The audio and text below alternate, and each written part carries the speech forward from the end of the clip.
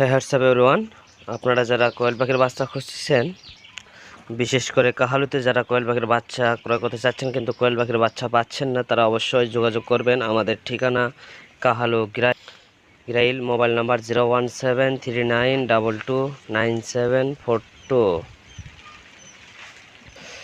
এখানে আপনারা এগুলো বাচ্চা দেখতে পাচ্ছেন। এগুলো বাচ্চা আজকে 3 দিন বয়স হচ্ছে।